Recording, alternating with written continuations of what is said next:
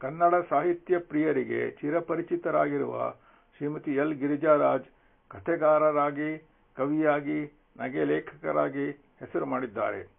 ಕನ್ನಡದ ಅನೇಕ ದಿನ, ವಾರ, ಮಾಸ ಪತ್ರಿಕೆಗಳಲ್ಲಿ ಅವರ ಬರಹಗಳನ್ನು ಕಾಣಬಹುದು. ವೃತ್ತಿಯಲ್ಲಿ ಕನ್ನಡ ಭಾಷಾ ಉಪನ್ಯಾಸಕಿಯಾಗಿ ಬರವಣಿಗೆಯನ್ನು ಪ್ರವೃತ್ತಿ ಮಾಡಿಕೊಂಡಿರುವ ಗಿರಿಜಾರಾಜ್ ಈಗಾಗಲೇ ತಮ್ಮ ಬರಹಗಳಿಂದ ಓದುಗರಿಗೆ ಚಿರಪರಿಚಿತರಾಗಿದ್ದಾರೆ.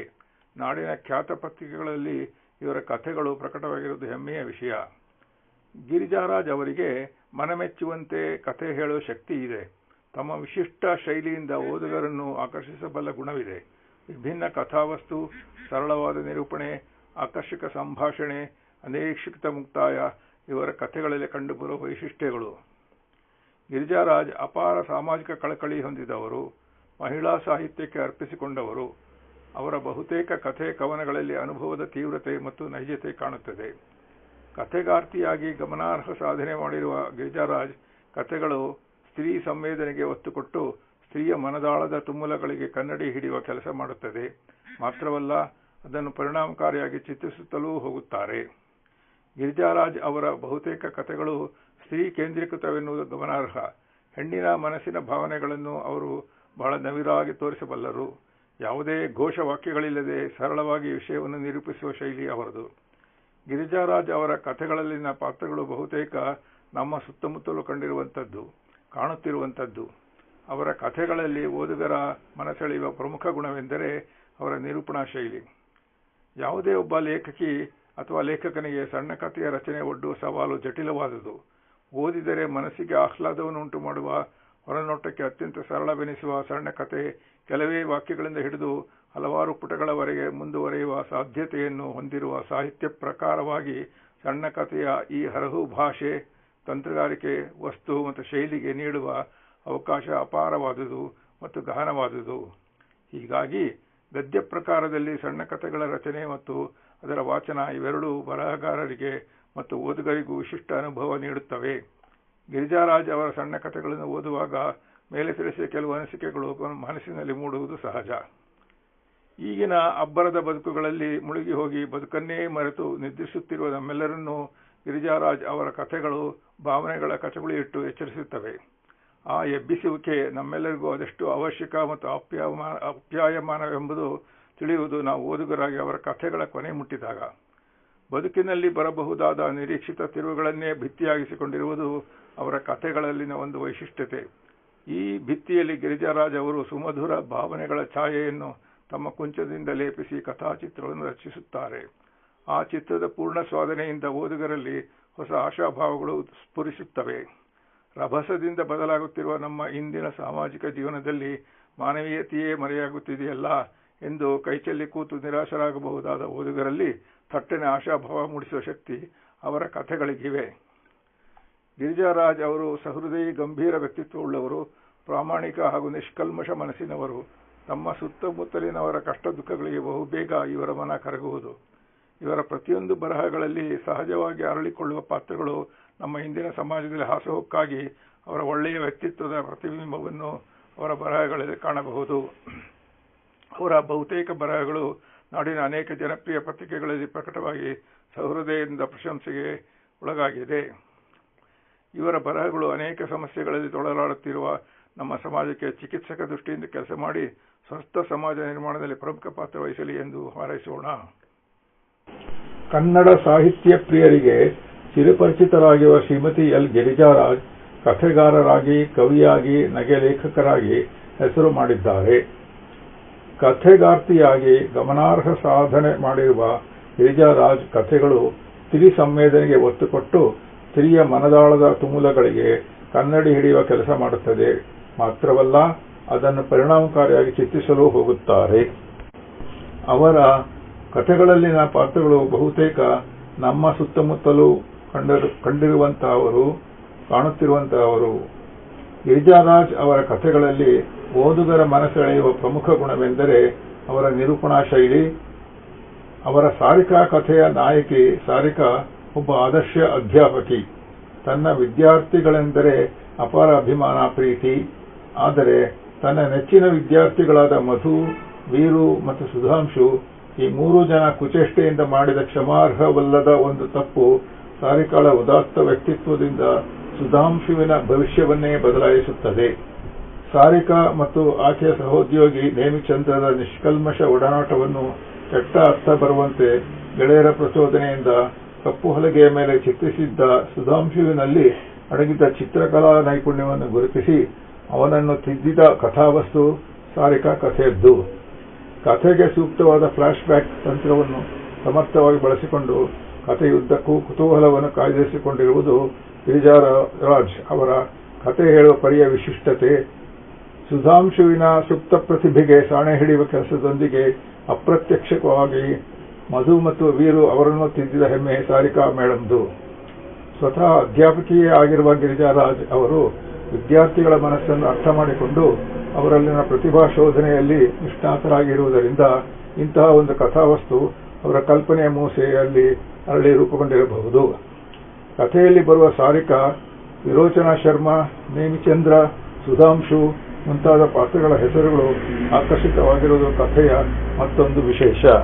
ಖ್ಯಾತ ಕಥೆಗಾರ್ತಿ ಶ್ರೀಮತಿ ಎಲ್ ಗಿರಿಜಾರಾಜ್ ಅವರ ರೂಪದರ್ಶಿ ಕಥಾ ಸಂಕಲನದಿಂದ ನಾನು ಅಂದರೆ ಗುರುಪ್ರಸಾದ್ ಆಲ್ಕೊಯ್ಕೆ ಇಂದು ನಿಮ್ಮ ಮುಂದೆ ಸಾರಿಕಾ ಎಂಬ ಕಥೆಯನ್ನು ಪ್ರಸ್ತುತಪಡಿಸಲು ಬಯಸುತ್ತೇನೆ. ಸಾರಿಕಾಳ ಪಾಲಿಗೆ ಅದೊಂದು ಅಭೂತಪೂರ್ವ ಸಮಾರಂಭವಾಗಿತ್ತು. ನಾಡಿನ ವರಿಷ್ಠರ ನಡುವೆ ವೇದಿಕೆಯ ಮೇಲೆ ಕುಳಿತಿದ್ದ ತನ್ನ ಹೆಮ್ಮೆಯ ಶಿಷ್ಯ ಸುಧಾಂಶುವನ್ನು ನೋಡುತ್ತಿದ್ದಂತೆ ಕಲಾ ಪ್ರಪಂಚದಲ್ಲಿ ಅವನು ಸಾಧಿಸಿದ ಅದ್ವಿತೀಯ ಪರಿಶ್ರಮ ನೆನೆದು ಹೃದಯ ತುಂಬಿ ಬಂದಿತ್ತು. ಚಿತ್ರಕಲಾಲೋಕದ ಉನ್ನತ ಪ್ರಶಸ್ತಿ ಪ್ರದಾನ ಸಮಾರಂಭ ಅದು.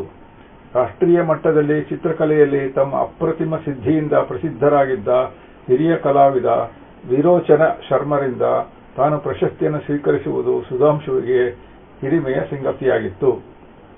ವಿರೋಚನ ಶರ್ಮರ ಗಾಂಭೀರ್ಯ, ಮುಖದಲ್ಲಿನ ಪ್ರಬುದ್ಧತೆ, ಕಿರಿಯ ಕಲಾ ಪ್ರತಿಭೆಗಳ ಬಗ್ಗೆ ಪ್ರೀತಿ, ಕಲಾಸಾಗರದ ಆಳಕ್ಕಿಳಿದು ಅಲ್ಲಿಂದ ಆಣಿಮುತ್ತುಗಳನ್ನು ಹೆಕ್ಕುವುದಕ್ಕೆ ಅವರು ಮಾಡಿರುವ ಸಾಧನೆ, ಅನುಭವ, ಧನ್ಯತೆ ಅವರ ಕಣ್ಣುಗಳಲ್ಲಿ ಕಾಣುತ್ತಿತ್ತು.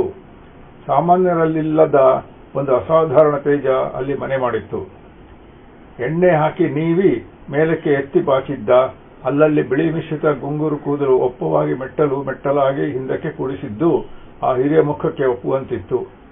ವಯಸ್ಸಿಗೆ ತಕ್ಕ ವೇಷಭೂಷಣ ಆ ಸರಳ ವ್ಯಕ್ತಿತ್ವಕ್ಕೆ ವಿಶೇಷ ಮೆರುಗು ನೀಡಿತ್ತು. ತನ್ನ ಕಲಾ ಸಾಧನೆಗೆ ತೆರೆಯ ಮರೆಯಲ್ಲಿದ್ದುಕೊಂಡೇ ಎಲ್ಲ ರೀತಿಯ ಪ್ರೋತ್ಸಾಹಗಳನ್ನು ನೀಡಿದ ಸಾರಿಕಾ ಮೇಡಂ ಮುಂದಿನ ಸಾಲಿನಲ್ಲಿ ಕುಳಿತಿದ್ದುದು ನೋಡಿ ಸುಧಾಂಶುವಿನ ಮನಸ್ಸು ಕೃತಜ್ಞತೆಯಿಂದ ತುಂಬಿತ್ತು. ಇದೇ ಸಂದರ್ಭದಲ್ಲಿ ಅವನ ಉತ್ತಮ ಚಿತ್ರಣಗಳ ಪ್ರದರ್ಶನವನ್ನು ಆ ಕಲಾಭವನದಲ್ಲಿಯೇ ಏರ್ಪಡಿಸಿದ್ದರು. ಕಲಾ ವೀಕ್ಷಣೆಯನ್ನು ಮುಗಿಸಿ ಜನರು ಸಮಾರಂಭಕ್ಕೆ ಇನ್ನೂ ಆಗಮಿಸುತ್ತಲೇ ಇದ್ದರು.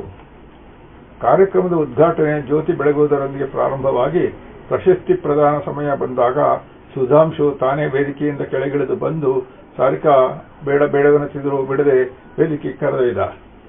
ವಿರೋಚನ ಶರ್ಮರ ಪಕ್ಕದ ಕುರ್ಚಿಯಲ್ಲಿ ಕೂಡಿಸಿದಾಗ ಅಂಥ ಹಿರಿಯ ಕಲಾಚಿರಕನ ಸಾನ್ನಿಧ್ಯದಲ್ಲಿ ಸಂಕೋಚ ನಾಚಿಕೆಗಳಿಂದ ಮುದಿ ಕುಳಿತಳು ಸಾರಿಕಾ. ವಿರೋಚನ ಶರ್ಮರು ಸುಧಾಂಶುವಿಗೆ ಪ್ರಶಸ್ತಿ ಪ್ರದಾನ ಮಾಡುತ್ತಿದ್ದಂತೆ ಸಭೆಯಲ್ಲಿ ದೀರ್ಘ ಕರತಾಡನವಾಯಿತು. ಜೊತೆಯಲ್ಲಿ ಗಂಧದ ಭಗವದ್ಗೀತೆ ಬೋಧನೆಯ ಸಂದರ್ಭದ ಕೃಷ್ಣಾರ್ಜುನರ ಸುಂದರ ಪ್ರತಿಮೆಯನ್ನು ನೆನಪಿನ ಕಾಣಿಕೆಯಾಗಿ ನೀಡಿದರು. ಜರತಾರಿಯ ಬಳ್ಳಿ ಹೂಗಳಿಂದ ಅಲಂಕೃತವಾದ ಭರ್ಜರಿ ಶಾಲು ಹೊದಿಸಿದರು. ಮೈಕ್ ಬಳಿಗೆ ಬಂದು ನಿಂತ ಸುಧಾಂಶು ಗದ್ಗದ ಕಂಠಿತನಾದನು. ನಾಡಿನ ಜನತೆ ಅಭಿಮಾನಕ್ಕೆ ಋಣಿಯಾಗಿದ್ದೇನೆ. ಈ ಪ್ರಶಸ್ತಿ ನನ್ನ ಜವಾಬ್ದಾರಿ ಹೆಚ್ಚಿಸಿದೆ. ಈ ಚಿತ್ರಕಲಾ ಜಗತ್ತಿನಲ್ಲಿ ನಾನೇನಾದರೂ ಕಿಂಚಿತ್ ಸಾಧಿಸಿದ್ದರೆ ಅದಕ್ಕೆ ಕಾರಣ ಈ ನನ್ನ ಗುರುಗಳಾದ ಸಾರಿಕಾ ಮೇಡಂ ಅವರ ಪ್ರೋತ್ಸಾಹ, ಪ್ರೇರಣೆಗಳೇ ಆಗಿವೆ. ಬಹುಶಃ ಅವರ ನಿಸ್ವಾರ್ಥ ಅಂತರಂಗದ ಆದರ ಪ್ರೋತ್ಸಾಹಗಳಿಲ್ಲದಿದ್ದರೆ ನನ್ನ ಜೀವನದ ಗತಿಯೇ ಬದಲಾಗುತ್ತಿತ್ತು ಎಂದವನೇ ತನ್ನ ಸ್ಥಾನಕ್ಕೆ ಹಿಂತಿರುಗಿದ. ವಿರೋಚನ ಶರ್ಮರು ಮತ್ತು ಇತರ ವರಿಷ್ಠರು ತಮ್ಮ ಭಾಷಣದಲ್ಲಿ ಸುಧಾಂಶು ಸಾಧನೆಯನ್ನು ಮುಕ್ತ ಕಂಠದಿಂದ ಶ್ಲಾಘಿಸಿದರು. ಸುಧಾಂಶು ಸಾರಿಕಾ ಮತ್ತು ಶರ್ಮರ ಪಾದಗಳಿಗೆ ನಮಸ್ಕರಿಸಿದ.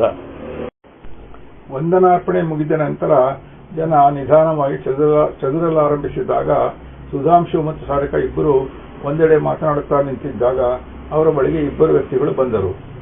ಹತ್ತಿರ ಬಂದು ಕೊಂಚ ಹೊತ್ತಾದ ನಂತರ ಸಾರಿಕಾ ಉದ್ಧರಿಸಿದಳು. ಓ ವೀರು, ಮಧು, ಹೇಗಿದ್ದೀರಿ? ವರ್ಷಗಳೇ ಕಳೆಯಿತು ನಿಮ್ಮನ್ನು ನೋಡಿ ಎಂದಳು. ವೀರು ಮೊದಲೇ ಆಜಾನಬಾಹು, ಈಗ ದೇಹ ಒಂದಿಷ್ಟು ಸ್ಥೂಲವಾಗಿತ್ತು. ಅವನು ತನ್ನ ಮಾಮೂಲಿ ಹಳೆಯ ವರಸೆಯ ಭಾಷೆಯಲ್ಲಿ ಸುಧಾಂಶು ಬೆನ್ನು ತಟ್ಟುತ್ತಾ, ನಮ್ ಜೊತೆ ಸೇರ್ಕೊಂಡು ಚೇಷ್ಟೆ ಮಾಡ್ಕೊಂಡಿದ್ದ ನನ್ನ ಮಗ ಸುಧೀನ ಇವನು ಅಂತ ಕನ್ಫ್ಯೂಸ್ ಆಗ್ತಾ ಐತೆ ಮೇಡಮ್, ಎಷ್ಟು ದೊಡ್ಡ ಮಾಡ್ಬಿಟ್ರಿ, ಏನ್ ಕತೆ ಎಂದ.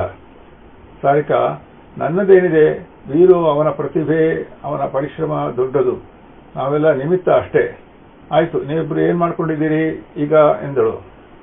ವೀರು ನಾಚಿಕೆಯಿಂದ ತಲೆ ತೆಗೆಸಿಕೊಂಡು, ನಮ್ಮಪ್ಪಂದು ಲಾರಿ ಇತ್ತಲ್ಲ, ಬಾಡಿಗೆ ಹೊಡಿತೀನಿ, ಮದುವೆ ಆಗೈತೆ, ಮಗ ಒಂದೈತೆ ಎಂದ. ಸಪೂರ ಶರೀರದ ಮಧು ಮುಖದಲ್ಲಿ ಈಗ ತುಂಟತನದ ಛಾಯೆ ಮಾಯವಾಗಿ ಪ್ರೌಢತೆ ನೆಲೆಸಿತ್ತು. ಮಧು, ನಾನಿಲ್ಲೇ ಒಂದು ಪ್ರೈವೇಟ್ ಕಂಪನಿಯಲ್ಲಿ ಕ್ಲರ್ಕ್ ಆಗಿದ್ದೀನಿ ಮೇಡಮ್, ಮದುವೆ ಗೊತ್ತಾಗಿದೆ ಎಂದ ನಾಚುತ್ತ. ಒಳ್ಳೆಯದು, ಆದ್ರೂ ವೀರು, ಮಧು, ಸುಧಾಂಶು ಎಷ್ಟು ಚೇಷ್ಟೆ ಮಾಡ್ತಿದ್ದೆ, ನೀವಿಬ್ರು ಬದಲಾಗಲೇ ಇಲ್ಲ, ಹುಡುಗಾಟದಲ್ಲೇ ಕಾಲ ಕಳೆದಿರಿ ಎನ್ನುತ್ತಿದ್ದಂತೆ ವೀರು ನಗುತ್ತಾ, ಇರಬಹುದು, ಆ ದಿನ ನಾವು ಆ ಚೇಷ್ಟೆ ಮಾಡಿದ್ದಕ್ಕೆ ತಾನೇ, ನಮ್ಮ ರೀತಿಯಲ್ಲಿ ಅದು ನಿಜವೆನಿಸಿದರೂ ಹಾಗೆ ಹೇಳಿ ಮಾಡಿದ ತಪ್ಪನ್ನು ಸಮರ್ಥನೆ ಮಾಡಿಕೊಳ್ಳಬಾರದು. ತಪ್ಪು ತಪ್ಪೇ, ಒಳ್ಳೆಯದನ್ನು ಮಾಡುವ ವಿಧಿಗೆ ಹಲವು ದಾರಿಗಳುಂಟು ಅಂತ ಕುವೆಂಪು ರಾಮಾಯಣ ದರ್ಶನಂನಲ್ಲಿ ಹೇಳುವ ಹಾಗೆ ಈ ದಾರಿಯಿಂದಲ್ಲದಿದ್ದರೆ ಸುಧಾಂಶು ಪ್ರತಿಭೆ ಬೇರೆ ಯಾವುದಾದರೂ ಸಂದರ್ಭದಲ್ಲಿ ಇನ್ಯಾರ ಕಣ್ಣಿಗಾದರೂ ಬಿದ್ದು ಬೆಳೆಯಲು ಅವಕಾಶವಿತ್ತು ಎಂದಳು.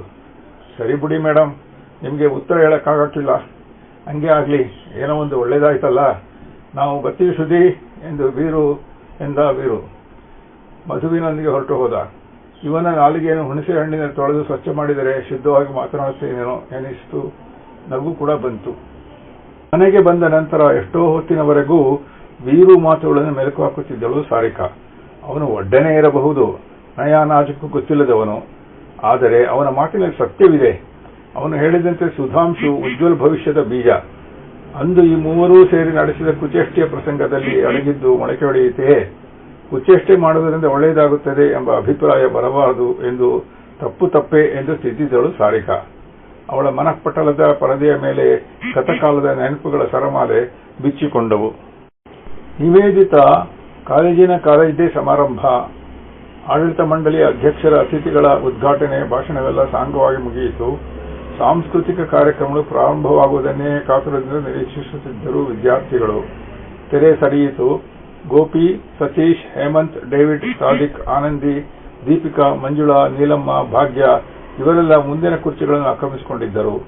ಮುಂದಿನ ಸಾಲಿನ ಎಡಬದಿಯಲ್ಲಿ ಒಂದೆಡೆ ಚೇಷ್ಟೆ ಮಲ್ಲರೆಂದು ಹೆಸರಾಗಿದ್ದ ವೀರು, ಸುಧಾಂಶು ಮತ್ತು ಮಧು ಕುಳಿತಿದ್ದರು. ತೆರೆ ಸರಿದಾಗ ಎಲ್ಲರ ಕಣ್ಣುಗಳು ಅಗಲವಾಗಿ ತೆರೆದುಕೊಂಡವು. ಹರಟೆ ಹೊಡೆಯುತ್ತಿದ್ದ ತಮ್ಮ ಬಾಯಿಗೆ ಬೇಕು ಹಾಕಿ ಕಣ್ಣುಗಳು ಅಗಲವಾಗಿ ತೆರೆದುಕೊಂಡವು. ಕಣ್ಣುಗಳಿಗೆ ಕೆಲಸ ಕೊಟ್ಟರು. ಪ್ರಾರಂಭದ ಗಣಪತಿ ಸ್ತೋತ್ರಕ್ಕೆ ಭರತನಾಟ್ಯ ಶೈಲಿಯ ಹೆಜ್ಜೆಗಳನ್ನಿಕ್ಕಿ ವಿದ್ಯಾರ್ಥಿನಿಯೊಬ್ಬಳು ಪ್ರೇಕ್ಷಕರ ಮನ ತಣಿಸಿದಳು. ಮತ್ತೆರಡು ನೃತ್ಯಗಳು. ನಂತರ ಸಾರಿಕಾ ಮತ್ತು ನೇಮಿಚಂದ್ರ ಮೇಷ್ಟ್ರು ವೇದಿಕೆಯ ಮೇಲೆ ಕಾಣಿಸಿಕೊಳ್ಳುತ್ತಿದ್ದಂತೆಯೇ ಕಿವಿದಡ ಸಿಕ್ಕುವಂತೆ ಚಪ್ಪಾಳೆ ಹೊಡೆದರು. ಕಿನ್ನೂರಿ ನುಡಿಸೋನ ದನಿ ಚಂದವೋ, ಕಿನ್ನೂರಿ ನುಡಿಸೋನ ಬೆರಳಿನಿಂದ ಚಂದವೋ, ಎಲ್ಲೋ ಜೋಗಪ್ಪ ನಿನ್ನರಮನೆ ಎಂದು ಸಾರಿಕಾ ಮತ್ತು ನೇಮಿಚಂದ್ರ ಇಂಪಾಗಿ ಹಾಡಲು ಪ್ರಾರಂಭಿಸುತ್ತಿದ್ದಂತೆ ವಿದ್ಯಾರ್ಥಿಗಳು ಮಂತ್ರಮುಗ್ಧರಾದರು. ಆ ಜನಪದ ಗೀತೆಗೆ ಪುರುಷ ದನಿ ಅನಿವಾರ್ಯವಾದುದರಿಂದ ಸಾರಿಕಾ ಚೆನ್ನಾಗಿ ಹಾಡುತ್ತಿದ್ದ ನೇಮಿಚಂದ್ರನ ಜೊತೆಯಲ್ಲಿ ಹಾಡುವಂತೆ ತಾನೇ ಒಪ್ಪಿಸಿದ್ದಳು. ನೇಮಿಚಂದ್ರ ಸರಳ ಸಾತ್ವಿಕ ಸ್ವಭಾವದ ಸಭ್ಯ ವ್ಯಕ್ತಿ, ತಾವಾಯಿತು ತಮ್ಮ ಕೆಲಸವಾಯಿತು ಎಂಬಂತೆ ಇರುವವರು. ಸಾರಿಕಾಳ ಬಲವಂತಿಗೆ ಒಪ್ಪಿಕೊಂಡಿದ್ದರು. ಒಂದೆರಡು ವಾದ್ಯಗಳ ಹಿಮ್ಮೇಳವೂ ಇದ್ದದ್ದರಿಂದ ಇನ್ನಷ್ಟು ಪರಿಣಾಮಕಾರಿಯಾಗಿ ಆ ಗೀತೆಯ ನಾದ ಹರಿದು ವಿಸ್ತಾರಗೊಳ್ಳುತ್ತಾ ಎಲ್ಲರ ಹೃದಯಗಳನ್ನು ಅರಳಿಸತೊಡಗಿತು. ಅದಾದ ನಂತರ ಸಾರಿಕಾ ತಾನೊಬ್ಬಳೇ ಒಂದೆರಡು ಭಾವಗೀತೆಗಳನ್ನು ಹಾಡಿದಳು. ಸಂಗೀತ ಸಾಗರದಲ್ಲಿ ಭಾವದಲೆಗಳ ಮೇಲೆ ತೇಲಿದಂತೆ ಆ ಗಾನ ಲಹರಿ ರಸಿಕ ವೃಂದವನ್ನು ಭಾವಪರವಶರನ್ನಾಗಿ ಮಾಡಿತು. ಸಾರಿಕಾ ಮತ್ತು ನೇಮಿಚಂದ್ರ ಒಟ್ಟಿಗೆ ನಿಂತು ಹಾಡುತ್ತಿರುವುದನ್ನು ನೋಡುತ್ತಾ ವೀರು ಮನಸ್ಸಿನಲ್ಲಿ ಕಿಡಿಗೇಡಿ ಯೋಜನೆಯೆಂದು ರೂಪುಗೊಳ್ಳತೊಡಗಿತು. ವೀರು ಅದನ್ನು ಆಗಲೇ ತನ್ನ ಮಾಮೂಲಿ ಒರಟು ಭಾಷೆಯಲ್ಲಿ ಗೆಳೆಯರ ಕಿವಿಯಲ್ಲಿ ಪಿಸಿಬಿಟ್ಟಿದ್ದ. ತುಂಬಾ ಮಜಾ ತಗೋಬಹುದಮ್ಮ ಎಂದು ಕುಚೇಷ್ಟೆ ನಗು ನಕ್ಕ. ಸುಧಾಂಶು ತುಂಟನಾಗಿದ್ದರೂ ಸ್ವಲ್ಪ ಭಯವೂ ಇತ್ತು. ಏನಾದರೂ ಹೆಚ್ಚು ಕಡಿಮೆ ಆದರೆ ತಲೆಗೆ ಬರುತ್ತದೆ, ಇಂಥ ವಿಷಯಗಳಲ್ಲಿ ಹುಡುಗಾಟ ಬೇಡ್ರೋ ಎಂದ. ವೀರು, ಇಂಥ ಸಮಯ ಲೈಫಲ್ಲಿ ಮತ್ತೆ ಸಿಕ್ಕಾಕಿಲ್ಲ ಮಗ, ಸಿಕ್ಕಾಗ ಬಿಡಬಾರದು. ನೀನೊಬ್ಬ ಥೇಟ್ ಗುಗೂತರ ಆಡ್ತೀಯಲ್ಲೋ, ನಾನೇನೋ ಒಂದು ಐನಾತಿ ಪ್ಲಾನ್ ಆಗ್ತಾ ಇದ್ರೆ ಕಲ್ಲಾಕಕ್ಕೆ ನೋಡ್ತೀಯಲ್ಲೋ, ಹೆಂಗಿದ್ರು ಚಿತ್ರ ಚಂದಾಗಿ ಬರೀತೀಯಲ್ಲ, ಈಗ ತೋರಿಸು ನಿನ್ನ ಪ್ರತಾಪ ಎಂದು ಬಿಸಿಬಿಟ್ಟಿದ್ದ. ಬಹುದಿನಗಳಿಂದ ಆ ಗೆಳೆಯರ ಒಡನಾಟದಲ್ಲೇ ಇದ್ದ ಸುಧಾಂಶುವಿಗೆ ಅವರ ಆಸೆ ಅಭಿಪ್ರಾಯಗಳನ್ನು ಸಾರಾಸಗಟಾಗಿ ತಳ್ಳಿ ಹಾಕುವುದಕ್ಕೆ ಆಗಲಿಲ್ಲ. ಅದೂ ಅಲ್ಲದೆ ವೀರು ಒಳ್ಳೆ ಪೈಲ್ವಾನ್ ಇದ್ದ ಹಾಗಿದ್ದ. ಸುಧಾಂಶು ಸಂಸ್ಕಾರ ಭರಿತ ಕುಟುಂಬದವನಾದರೂ ಈ ತಂಟೆಕೋರರ ಸಹವಾಸದಿಂದ ಮಣ್ಣಿನಲ್ಲಿ ಮಿಂದು ಮಂಕಾದ ವಜ್ರದಂತಿದ್ದ. ಆದರೆ ಹುಟ್ಟಿನಿಂದ ತುಂಟತನದ ಸ್ವಭಾವವು ಜೊತೆಯಲ್ಲೇ ಬೆಳೆದು ಬಂದದ್ದರಿಂದ ಅವನಿಗೂ ಅಂಥದೇ ಆಗಬೇಕಾಗಿತ್ತು. ಅವನ ತುಟಿಗಳ ಮೇಲೆ ತುಂಟನಗೂ ಒಂದು ಮೂಡಿತು. ಕೋಪ ಮಾಡ್ಕೋಬೇಡುವೋ ವೀರು ಎಂದು ಸಮ್ಮತಿಸುವಂತೆ ತಲೆಯಾಡಿಸಿದ. ಹಂಗ್ ಬಾ ದಾರಿಗೆ ಅಂತ ವೀರು ಕಾರ್ಯಕ್ರಮ ಕಡೆ ಕಣ್ಣು ಹೊರಳಿಸಿದ. ಇನ್ನು ಮಧು ಅವನ ದುರ್ಯೋಧನೆಯ ದುಶಾಸನ ಇದ್ದ ಹಾಗೆ. ವೀರು ನೆಚ್ಚಿನ ಬಂಟ. ಜೀವಶಾಸ್ತ್ರದ ಉಪನ್ಯಾಸಕಿ ಸಾರಿಕಾ ಅಂದು ತರಗತಿಯ ಪಾಠಕ್ಕೆ ಪೂರ್ವ ಸಿದ್ಧತೆಗಳನ್ನು ಮುಗಿಸಿ ಕೈಯಲ್ಲಿ ದಾಸವಾಳದ ದೊಡ್ಡ ಹೂವೊಂದನ್ನು ಹಿಡಿದು ಲಘು ಬಗೆಯಿಂದ ಥಿಯರಿ ಕ್ಲಾಸ್ಗೆ ಹೊರಟಳು. ಅಂದು ಹೂವಿನ ಭಾಗಗಳನ್ನು ಹುಡುಗರಿಗೆ ವಿವರಿಸಬೇಕಿತ್ತು. ತರಗತಿ ಪ್ರವೇಶಿಸುತ್ತಿದ್ದಂತೆ ಹುಡುಗರ ಚರ್ಯೆಯಿಂದ ವಾತಾವರಣದಲ್ಲಿ ಏನೋ ಬದಲಾವಣೆಯಾಗಿದೆ ಎನಿಸಿತು. ಮುಂದಕ್ಕೆ ಏನೋ ನಡೆಯುತ್ತದೇನೋ ಎಂಬ ಆತಂಕದಲ್ಲಿ ಹುಡುಗರು ಕುಳಿತಿದ್ದಂತೆ ಕಂಡಿತು. ಯಾಂತ್ರಿಕವಾಗಿ ಬೋರ್ಡ್ ಒರೆಸಲು ಡಸ್ಟರ್ ತೆಗೆದುಕೊಂಡು ಆ ಕಡೆ ತಿರುಗುವುದೇ ತಡ ಅಲ್ಲಿರುವುದನ್ನು ಕಂಡು ದಿಗ್ಭ್ರಮೆಗೊಂಡಳು. ಒಬ್ಬ ಸ್ತ್ರೀ, ಅವಳ ಮುಡಿಯ ಒಂದು ಬದಿಗೆ ಗುಲಾಬಿ ಹೂವು, ಸೀರೆ ಹುಟ್ಟಿರುವ ರೀತಿ ಮುಖದ ಲಕ್ಷಣ ರೇಖೆಗಳು ಎಲ್ಲ ತನ್ನನ್ನೇ ಹೋಲುತ್ತಿವೆ. ಪಕ್ಕದಲ್ಲಿ ಒಬ್ಬ ಪುರುಷನ ಚಿತ್ರ. ಆ ಮುಖ, ಅರೆ ಇದು ನೇಮಿಚಂದ್ರ ಅವರದ್ದು. ಎರಡು ಚಿತ್ರಗಳ ಮಧ್ಯೆ ಹೃದಯದ ಆಕಾರ ಬರೆದು ಅದರೊಳಗೆ ಇಬ್ಬರ ಹೆಸರನ್ನು ಬರೆಯಲಾಗಿತ್ತು. ಈ ಅನಿರೀಕ್ಷಿತ ಆಘಾತಕ್ಕೆ ಅವಳಿಗೆ ಅರಿವಿಲ್ಲದೆ ಅವಳ ಮುಖ ಕೆಂಪಾಯಿತು. ಯಾರೋ ಕಿಡಿಗೇಡಿಗಳ ಕೆಲಸ. ಆದರೆ ಈ ಚಿತ್ರಗಳು ಎಷ್ಟೊಂದು ಸೊಗಸಾಗಿವೆ. ಆ ಗೆರೆಗಳು ಎಷ್ಟು ಖಚಿತವಾಗಿ ದೋಷವಿಲ್ಲದಂತೆ ಎಳೆಯಲ್ಪಟ್ಟಿವೆ.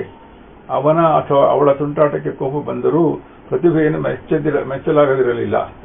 ಆದರೆ ಇಂಥ ಸಂದರ್ಭಗಳಲ್ಲಿ ಜಾಣತನದಿಂದ ವರ್ತಿಸಬೇಕು ಎಂಬ ಉದ್ವೇಗವನ್ನು ತಡೆದುಕೊಂಡಳು.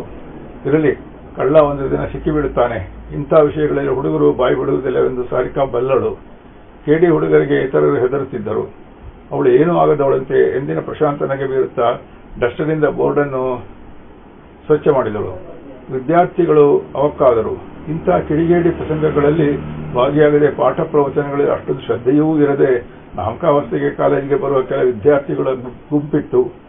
ತರಗತಿಗಳಲ್ಲಿ ಇಂಥ ಘಟನೆಗಳು ಸಂಭವಿಸುವುದನ್ನೇ ಅವರು ಕಾಯುತ್ತಾರೆ.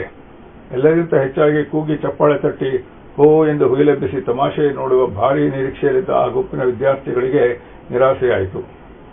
ಏನೂ ವಿಚಾರಿಸದೆ ಸುಮ್ಮನಿರುವುದೂ ತಪ್ಪು. ತುಂಟಾಟ ಮಾಡುವವರಿಗೆ ಹೆಚ್ಚಿನ ಸ್ಫೂರ್ತಿ ಸಿಕ್ಕಂತಾಗುತ್ತದೆಂದು ವಿದ್ಯಾರ್ಥಿಗಳ ಕಡೆ ತಿರುಗಿ, ನನ್ನ ವಿದ್ಯಾರ್ಥಿಗಳಿಂದ ನಿಮ್ಮ ಮೇಲೆ ನನಗೆ ಅಭಿಮಾನ, ವಿಶ್ವಾಸವಿದೆ. ನೀವೆಲ್ಲ ಏನೂ ತಿಳಿಯದ ಮಕ್ಕಳಲ್ಲ, ದೊಡ್ಡವರಾಗಿದ್ದೀರಿ. ಇಂಥ ವರ್ತನೆಯಿಂದ ನೀವು ನಿಮ್ಮ ಅಲ್ಪತೆ ತೋರಿಸಿಕೊಂಡು ನಿಮಗೆ ನೀವೇ ಅವಮಾನ ಮಾಡಿಕೊಂಡ ಹಾಗಾಗಿದೆ. ಯಾರು ಬರಿದ್ದಾರೆಯೋ ನಾಳೆ ಸಂಜೆಯೊಳಗಾಗಿ ಸ್ಟಾಫ್ ರೂಮಿನ ಬಳಿ ಬಂದು ಒಪ್ಪಿಕೊಂಡರೆ ಅವನಿಗೆ ಶಿಕ್ಷೆಯಾಗುವುದಿಲ್ಲ. ಬಾರದೆ ಹೋದರೆ ಹೇಗೆ ಕಂಡು ಹಿಡಿಯಬೇಕೆಂದು ಗೊತ್ತಿದೆ. ಕಾಲೇಜಿನಿಂದ ಸಸ್ಪೆಂಡ್ ಆಗಿ ಆ ವಿದ್ಯಾರ್ಥಿ ಶಿಕ್ಷಣ ಜೀವನವೇ ಹಾಳಾಗುತ್ತದೆ ಎಂದಷ್ಟೇ ಹೇಳಿ ಪಾಠ ಪ್ರಾರಂಭಿಸಿದಳು. ಓದಿನಲ್ಲಿ ಆಸಕ್ತಿ ಹುಡುಗರು ಸದ್ಯ ಇಷ್ಟರಲ್ಲೇ ಮುಗಿಯಿತಲ್ಲ, ಕ್ಲಾಸು ಹಾಳಾಗಲಿಲ್ಲ ಎಂದು ಸಮಾಧಾನದ ಉಸಿರೆಳೆದರು. ಸಾರಿಕಾಳ ತರಗತಿಗಳು ಸಾಮಾನ್ಯವಾಗಿ ಮೊದಲ ಪೀರಿಯಡ್ನಲ್ಲೇ ಇರುತ್ತಿದ್ದವು. ಶುಕ್ರವಾರ ಶನಿವಾರ ಸ್ವಲ್ಪ ಬದಲಾವಣೆ ಇರುತ್ತಿತ್ತು. ಎಚ್ಚರಿಕೆ ನೀಡಿದ್ದೇನೆ, ಇಂದು ಸಂಜೆಯವರೆಗೂ ಸಮಯ ಕೊಟ್ಟಿದ್ದೇನಲ್ಲ, ಸುಮ್ಮನೆ ದೊಡ್ಡ ವಿಷಯವನ್ನಾಗಿ ಮಾಡುವುದು ಬೇಡ ಎಂದುಕೊಂಡು ತರಗತಿ ಮರುದಿನ ಅಡಿಯಿಟ್ಟಳು. ಸಹಜವಾಗಿ ಅವಳ ದೃಷ್ಟಿ ಬೋರ್ಡಿನ ಕಡೆ ಹೋಯಿತು. ಅವಳ ಎದೆ ಧಸಕ್ಕೆಂದಿತು. ತಕ್ಷಣ ಸಾವರಿಸಿಕೊಂಡಳು. ತನ್ನನ್ನು ಹೋಲುವ ಸ್ತ್ರೀ ನೇಮಿಚಂದ್ರನು ಹೋಲುವ ಪುರುಷನಿಗೆ ಅರೆಬಿರದ ಗುಲಾಬಿ ಹೂ ಕೊಡುತ್ತಿರುವ ದೃಶ್ಯ. ಮತ್ತೆ ಇಬ್ಬರ ಮಧ್ಯೆ ಹೃದಯದ ಆಕಾರ, ಅದರೊಳಗೆ ಇಬ್ಬರ ಹೆಸರು. ಮುಖವೆಲ್ಲ ಬಿಸಿಯೇರಿತು. ಎದೆ ಬಡಿತ ವೇಗವಾಯಿತು. ಒಂದೇ ಕ್ಷಣ ಅವಳ ಅಧ್ಯಾಪನದ ಅನುಭವ ಅವಳಿಗೆ ಸಮಚಿತ್ತತೆಯನ್ನು ತಂದುಕೊಟ್ಟಿತ್ತು.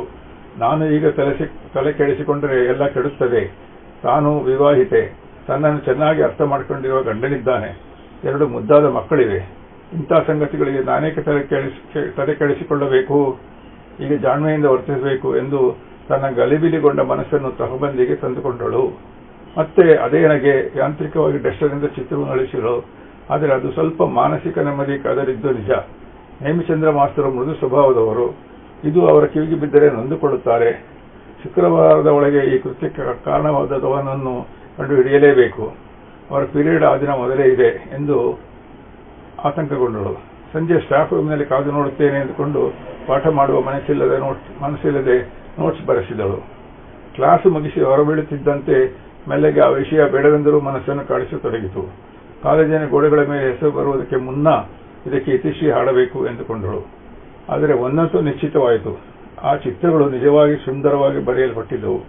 ಕ್ರಮಬದ್ಧ ಕಲಾ ಶಿಕ್ಷಣ ದೊರೆತರೆ ಈ ತುಂಟ ಮುಂದೆ ಪ್ರಖ್ಯಾತ ಚಿತ್ರಕಲಾವಿದನಾಗುವುದರಲ್ಲಿ ಸಂಶಯವೇ ಇಲ್ಲ.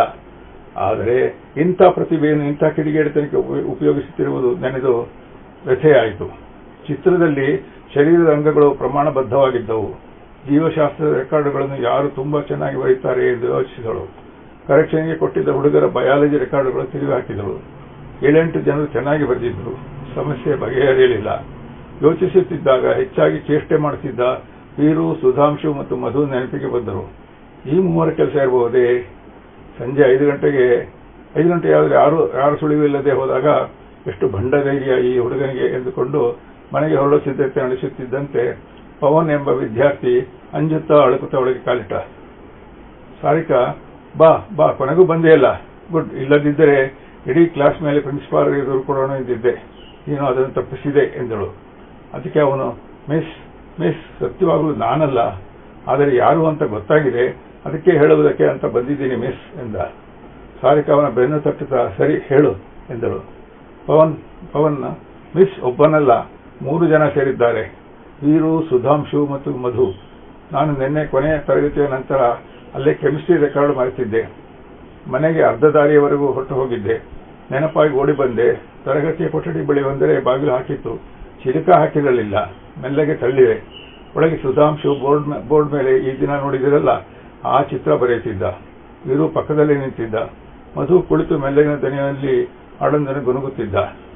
ನನ್ನನ್ನು ನೋಡಿ ಸುಧಾಂಶು ಚಿತ್ರ ಬರೆಯುವುದನ್ನು ನಿಲ್ಲಿಸಿಬಿಟ್ಟ. ವೀರು ನನ್ನ ಬಳಿ ಧಾವಿಸಿ ಬಂದವನೇ ನನ್ನ ಕೈಯನ್ನು ನೋವಾಗುವ ಹಾಗೆ ತಿರುಚಿ, ಏಯ್ ನನ್ನ ಮಗನೇ, ಯಾರಿಗಾದ್ರೂ ಹೇಳಿದರೆ ಕೈಕಾಲು ಮರಳು ಬಿಡ್ತೀನಿ, ಹುಷಾರ್.